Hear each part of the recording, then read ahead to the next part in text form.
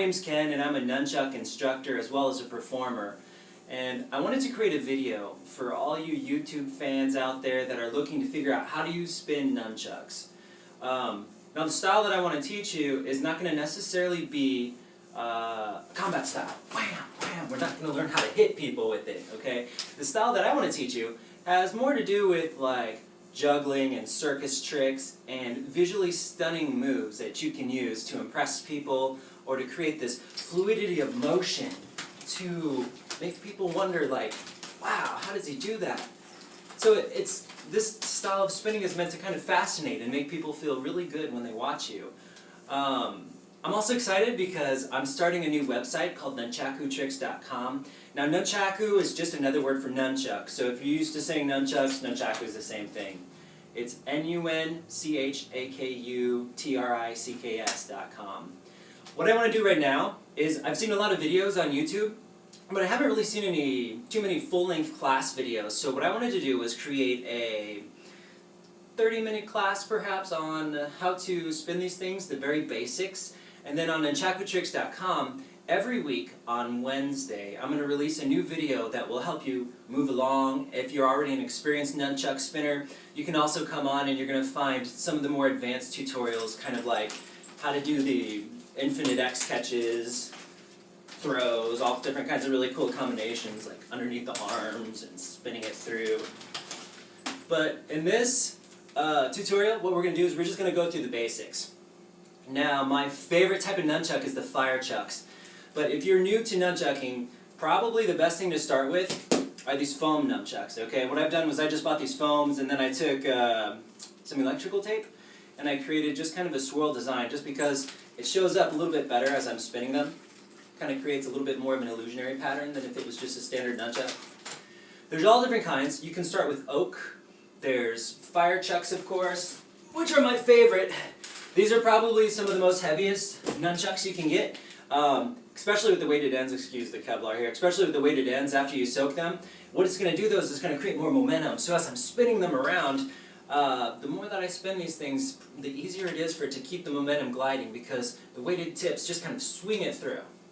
So we have those. We also have, for instance, flow chucks from Flow Toys. These are nice. These are extremely lightweight. The balancing point's a little bit different than most chucks, so we'll cover balancing point very soon. I think the most important thing, though, is when you're first starting out with nunchucks, you could go oak, and that's perfectly okay. Just be really careful because one thing that dissuades a lot of people from really learning these things is injury. And if you're spinning oak nunchucks, and say you're learning a tuck, and you clip that part of your elbow right there, after a few times it's going to really hurt. Really badly. Trust me, this is off experience. The way that I would highly suggest that you learn this is actually to have, well, I mean, my end goal again is using fire nunchucks, but for you, you could start with these and then either move to oak once you get the planes, the spacing down so you don't hit yourself. So get it with this, and then also have another pair, oaks, fire nunchucks, glow chucks. Glow chucks would be good for training too. They're extremely lightweight. They're not too hard on you at all, like if you hit yourself. But again, I recommend these the most to start with. Because if you hit yourself in the face, bam, you're not going to hurt yourself. But if you have an oak one, you might be taking a nice little nap on the floor for a little bit. Alright, so with this, let's get started with nunchuck basics. Now, if we're talking about performance style nunchucks, you're almost always going to hold it up by the chain. You may wonder, well, how high do you hold it? One of the easiest way to find out where exactly you might hold it is you try to find out where it balances. This is the balancing point. Take 2 fingers, figure it out, just hold it up here. The balancing point is basically kind of like the center line of a staff. If you think of a staff and there's a center point, this is kind of where you're also going to want to hold it, right about here. If you have longer chucks, the balancing point may be down here. Most often it's up here, but as you get really good with nunchucks, or familiar I should say, you're going to realize that if you're grabbing below the balancing point, it's going to create a different feel. If you grab above it and you do some throws, it may actually cause it to wobble in the air. So first thing you want to do is find your balancing point, like so. And then you're going to take your grip and you're just going to put it right in the center of there. This is a good, solid fallback for whenever you want to figure out where to grip. Now, there's two different kinds of grips. We're going to just like get straight into the techniques because I think that's the most fun, and even like a little bit of tips, but I definitely want to cover this here. This is called a front grip. The easiest way to tell is the front grip, if you stick your thumb up, it's going to point towards the chain, okay? Front grip, there's more space up front than there is in the back. You have about this much space in the back, all this space in the front. A front grip. A back grip is the exact opposite. If you stick your thumb up, it should point up to the shorter end of the stick. It also would be pointing towards the wick. A back grip is just basically kind of like the backhand in martial arts. Wha-bam! You know, if you hit someone like that, it'd be the same thing with the chuck. Or if you see those scary movies where they got the knife and like, ring, ring, ring, like that, it's like back grip. You like my sound effects? So, front grip, back grip. In most of the cases, we're going to be working with the front grip. So I just want you to kind of take heed and note that. Great. So let's start with some tricks. So there was a lot of moves with nunchucks. And I think that's part of what dissuades people is as you're looking online, there's often like not a whole lot of step-by-step, well, okay, I learned this move, now what do I do? Where do I go next? So what I'm hoping to do with these subsequent videos is to kind of create a path to help you along your way. I'm going to start with just a few moves here, some of the most basic moves, and as the videos go on and on, we'll just keep adding more to it and more to it. I'm going to start with just a simple concept. The concept is, this is a figure 8, and depending on where I stand, as opposed to the camera, is going to create a different effect. As if I stand here, if I stand here, or if I stand here. Here you'll notice it looks more like a circle. See? It's like I'm creating a circle here and a circle there. Circle here, circle there. Here, kind of looks kind of off. I can't quite describe what that is. Somewhere in between a circle and an X. And when I'm standing here, I'm creating an X pattern.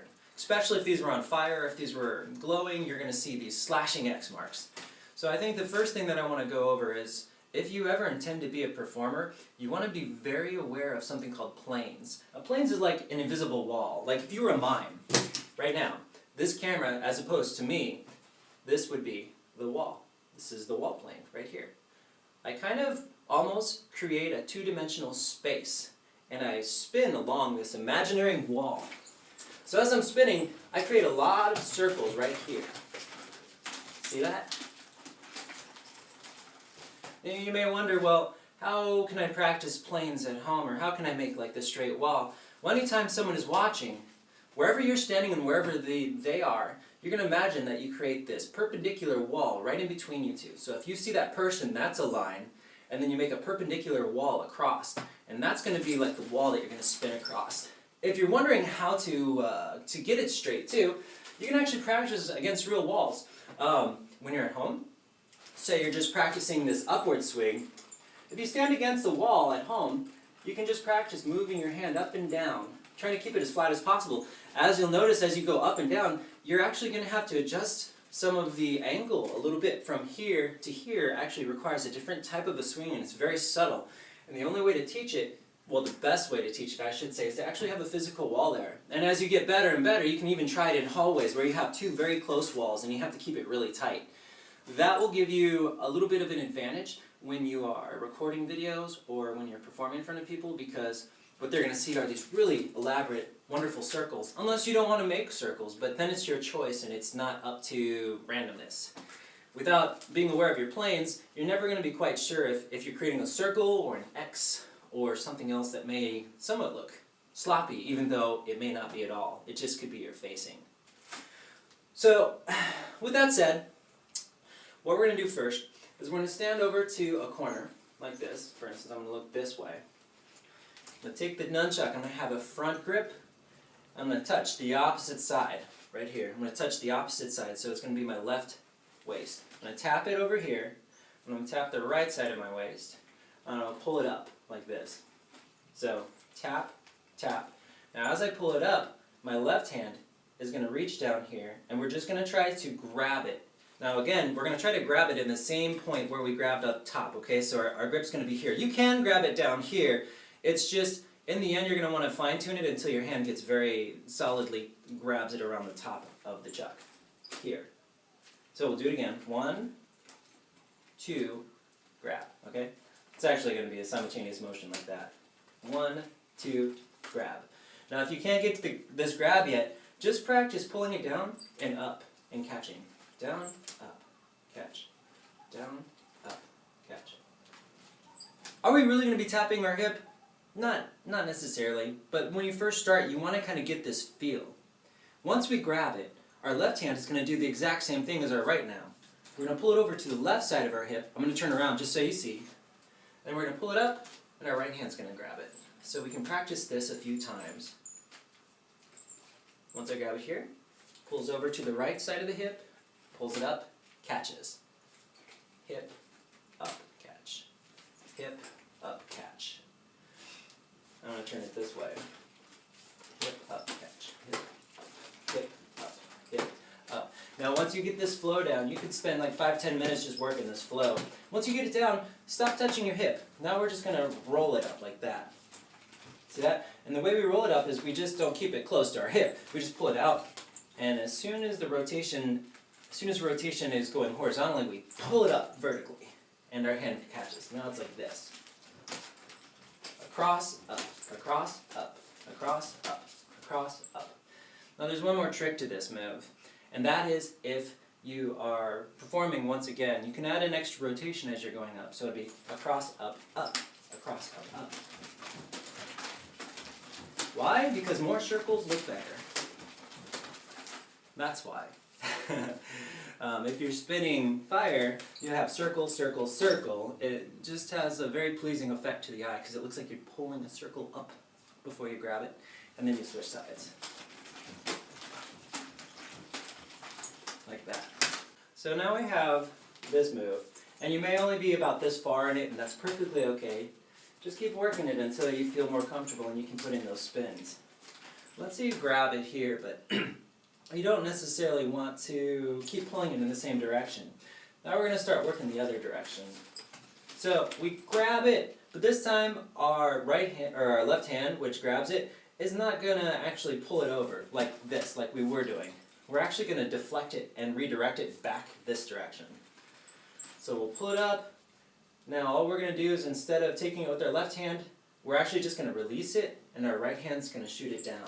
Now, as you're shooting it down, what you're actually aiming for is the bottom of your armpit. This is really important to know because you have this bone right here that you can hit, and it really hurts to clip it. So as you're shooting it down, pull your elbow out like that. So we catch, see how my elbow comes to the outside? There's no way I can smack that part of the elbow. Here's what it's going to look like. Boom. Okay? Just get used to feeling it, that catch, and then just hitting your armpit. This part right here hits your armpit. If you feel the chain hitting your armpit, keep trying it over and over again until you can feel this part, okay? Once you feel that, we're going to start off really slowly. We're going to sink our elbow down. Now you're going to wait until you feel that bounce in your armpit, at least until you can know how that feels, anticipate that feeling, and then you clutch it, and basically we're going to clutch it inward. So now we have here, these are the over-the-shoulder passes. Grab, clutch, boom. Have your left hand doing something interesting. Bam! You know? Anytime you stop the nunchuck, it's a perfect opportunity for you to do something with your body, or to turn, or to move. Just bam, turn, boom, and we're back. Bam, turn, you know? Or stop. Let the audience feel you, or just for your sake, give yourself a breather. You know, you change the tempo a little bit, and people find that really interesting, and you get a chance to make it more alive and more dynamic. So now we have this move and this move, right? I call this a shoulder tuck. How do you get out of the shoulder tuck? Well, this is one of my favorite ways to get out of a shoulder tuck. You pull it forward just a little bit. You'll notice that this creates a triangle right here. See this triangle? Your left hand is actually reaching inside of the triangle, and as you're slightly sliding it out, you're going to open up your armpit, let it clear, and it's going to push out like this. From here, we can go into something called figure eights, which we'll get into in a second, super easy. Or we can just pull it back out into a clutch, or a tuck. Clutches, tucks, I call them the same. Here's another interesting thing. You can practice both sides. So as you start coming out of this, you can shoot it up, go into a figure eight, and catch it with the other side. And do the exact same thing. Take your left hand and push it through it. Left hand, push through, move, push through, catch, move, catch, catch, like so. Okay, so when I describe nunchucks, I usually like to say that you create like these patterns, okay? There's something called figure eights, and usually the figure eights go to the outside, to your left and to your right. And usually in the center are going to be more like rips and very circular centered movements that requires hand transitions. But once you go to the outside, it's more like a weavy figure eight X patterns. Doesn't always necessarily require two hands at all. That, and then we're in here and we're going to start working just like different hand transfers. And once we're back out here again, it's usually one hand doing some sort of figure eight. So keep that kind of theory in mind that we're going to create, if we were not to have nunchucks, we're creating big circles here. This one is kind of weaving. You're going to have two circles here, this side and this side. When we come back here, we have these two circles back here again. And we come here, it's just that one circle weaving back and forth between the front and the back. Figure eight is simply, if you take your arm and you just make a big long circle, it's pretty simple, a figure eight. You're basically making like a horizontal eight with your arm. Now there's also a circle that goes behind you this way, like so. As you can notice, think of it like a clock, okay? And every time we hit, let's see, every time we're here and we hit 12 o'clock, it's gonna pull over to the other side of our body. Once we hit 12 o'clock, pulls over to this side of the body. 12 o'clock, pulls over to this side. 12 o'clock. So just practice that. Every time you hit 12 o'clock, pull it over like you're slashing a sword. I'll stand this direction so you can see. Once we hit 12 o'clock, we're pulling it over to the other side of our body. 12 o'clock slash. Eventually you'll just be making these slashes, and it looks like an infinity sign or a sideways 8. That's exactly what you want. Now tighten it a little bit, like this. By the way, you will be burning yourself if you use fire nunchucks like this, because the fire would be like right underneath your arm. So that's when you start working something called wrist rolls, which is something that we'll be working on a little bit later. Here, here, here, here. Now we're going to stop, and we're going to turn it around, and we're going to do it on the other side. Slash, slash, slash, slash. We're missing a couple things, but that's okay. Right now we're working on the outside, these 2 points, the wings as I like to call it. We haven't worked the center yet, but we'll get to that soon. Now, we've got one that's slashing downwards like this at 12 o'clock. If you do the reverse, if your arm's moving in the opposite direction, it's going to be moving up at 6 o'clock and you're slashing upwards. Before, see how we're slashing downwards? If you're doing the reverse figure eight, it's slashing upwards like this. Up. So every time it hits 6 o'clock, it slashes up. 6 o'clock, up. So it looks like this. Or if we're going this direction, okay, for this direction, up, up, up. Now as you can see, there's a circle here and a circle here, and it's just crossing between these two circles, right? Every time we hit 6 o'clock, it pulls up, 6 o'clock, pulls up, 6 o'clock, pulls up, 6 o'clock, pulls up. Here's an interesting thing. If we pull it up at 6 o'clock, and once we hit 12 o'clock, we can turn 180 degrees, okay? And then we can reverse it. Let that sit for a second, okay? So what I'm saying is if I'm doing reverse here, we're going up at 6 o'clock. The moment I hit 12 o'clock, I can turn this direction, and now I'll do a regular figure eight at 12 o'clock. It'll move perfectly. So, I'm going in reverse. Every time I hit 6 o'clock, you know, I'm pulling over to the other side. There's 6 o'clock, pulling it over. Boom, we're at 12 o'clock. I can turn 180 degrees and just start working the forwards. Boom, boom. The opposite is true as well. If I'm crossing over at 12 o'clock while doing my regular figure eight, the moment I hit 6 o'clock, I can turn 180 degrees and go back to the reverse. This should give me This should give me access to both of these points while skipping the center point, okay? Which is going to be the next thing that we're going to get into. This may take some time to learn, but I'm telling you, this is like the core, because what you're doing is you're opening movement. You're opening your ability to be able to move across a room doing figure eights. Like, you probably may not be able to see this well, but you'll be able to move back and forth with figure eights all the way through, and once we add the wrist rolls, it's going to create so much flair and so much variety. Okay. So we got that basic concept down. You're going to want to be doing your figure eights to the outside, to your left and to your right. Now, none of these are hard set rules. These are just rules to help you get along, to kind of give you a foundation. You can break these rules anytime. If you do, though, I would say use a camera and explore and see where it takes you. All right. There's a couple more things I want to go over for this class before we end. One is going to be the wrist roll. The wrist roll is probably one of the most important things in nunchucks. There's 4 different kinds. Okay, there's 2 that are very popular, and then there's 2 that are slightly a little bit more difficult, but definitely you'll want to learn in the future. The most important ones that you're going to want to learn is the front to back and the back to front. And basically, all that means is a front to back wrist roll starts in a front grip, and we roll it, and then we roll it into a back grip. And vice versa, you're in a back grip, you roll it, and you're into a front grip. So, you're going front to back, or back to front. Of course, the other 2, which we'll get into later, is a back to back and a front to front, which is basically, let me just demonstrate. Here's a front to back, here's a back to front. The back to back can go infinitely, because you're just starting in a back grip and you're pulling it into a back grip, see? Back to back, and front to front, front to front. So the last 2 you can do infinitely, but they're a little bit more difficult, and also we want to get the back to fronts and the front to backs. Okay, because once we learn those, we'll be able to do figure eights, and we'll start adding back to fronts and front to backs, and what you'll end up with is a figure eight wrist roll. All right, you want to learn that, right? Because I mean, once you get that, everything opens up. So there's 2 ways that people get into the back to front or the front to back wrist rolls. I'm going to show you the way that I usually get into them, and I use them it's called a rip, okay?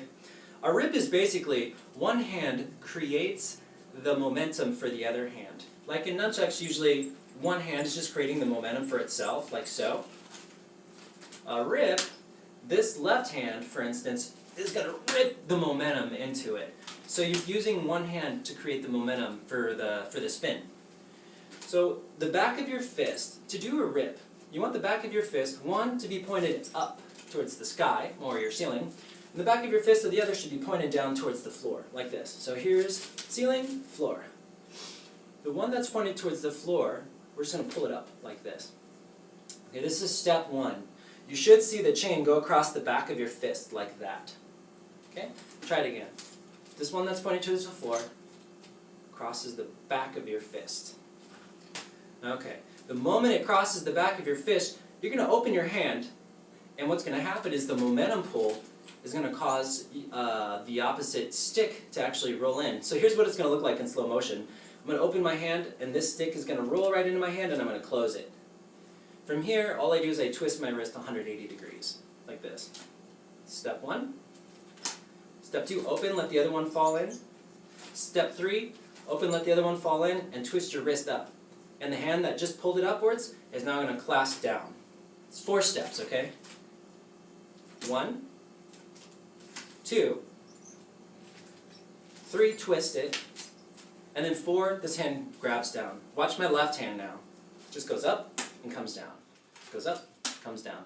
The reason why it goes up and comes down is because you'll be able to practice both directions in this way. So, left fist pointing down, right fist pointing up towards the sky. We're going to do it again here. Here we go. Pull up, grab. You'll notice immediately now my left fist the back of my fist is pointing up to the sky and my right's pointing down. So we've completely reversed the grip. So now it's turn for the right hand to do the same, and you want to start off again by just pulling the chain. Make sure you can pull the chain right over the back of the fist. And back. Back of the fist and back. Step 2, we're going to back of the fist and grab it, like that. Okay? So we're going to do it again, back of the fist and grab it.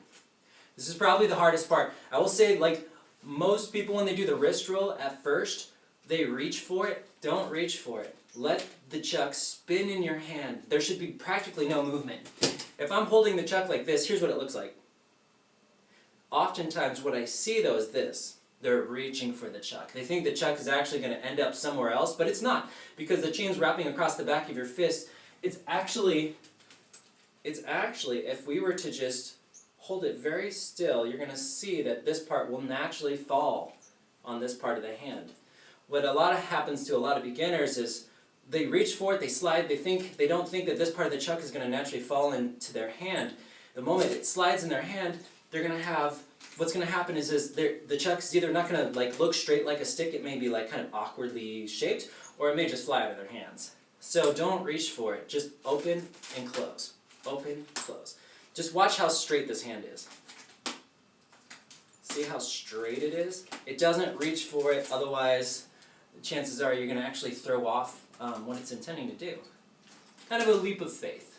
Have a leap of faith. Do it on both sides. Left, right. Left, right. These are called rips. Guess what? You can take your rips, and once you're done with the rip, you can go into your figure eights. So we'll do our figure eights here. Boom. We'll have to like bounce it sometimes, and then we can go to our rips. Like so. And then we're going to roll back, do our figure eights. Back to rips, back to rips, back to rips. Now, sometimes you can't, you'll grab it, like as you're doing a forward figure eight to your right, and if you grab it and both hands are facing up towards the sky, that's still perfectly alright. You can choose a hand and rip it up and you'll still have the same effect. Just make sure that your hand rotates over and grabs it again. To cover the other back to front and front to back, you don't use the other hand, you just spin it in a circle like this. I call this a circular spin. Essentially what you're going to do is you're going to move your hand in the way of the chain. Once it's about 12 o'clock, you're going to move your hand in the way of the chain and it's going to do a wrist roll automatically. So look, like that. The only problem with this move that I find is it's kind of tricky to keep the momentum going. Like with the rips, it stops and you can redirect. In this one, you have to find a way to redirect, and we haven't quite gotten to the figure eight wrist roll yet. So what you can do is, once your hand goes up to 12 o'clock and you do the roll, see if you can just keep it spinning like that. And then try it with the other hand. Once it's about 12 o'clock, your hand opens, kind of moves slightly into the way, like this. Right now my hand's this way. Opens, grabs, then we're going to spin it backwards.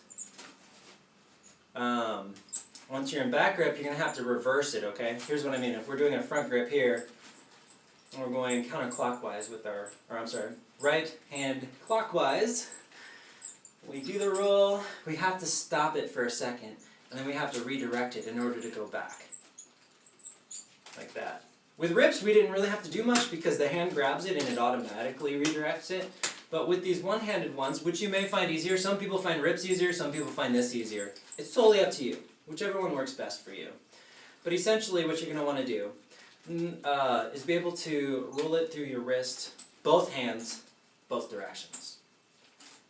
And next video, maybe we can get into the figure eight wrist rolls. That'd be great. So again, right now, just practice your figure eights here, rotate it, figure eight here. As we're doing a reverse figure eight, we can bring this into effect. Boom, boom, boom, catch, clutch, boom, hand goes through, boom, and all of a sudden we're doing our figure eights again, and we can move with it, boom, boom, catch, rip, rip, rip. That's all we got right now.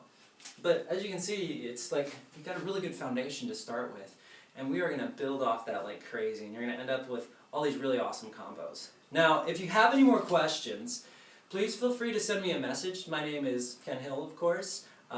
Visit the website, www.nunchakutricks.com. It's going to be your resource to learning these things from beginner to advanced. And again, send me a message, drop me a line, let me know what you think. Happy chucking.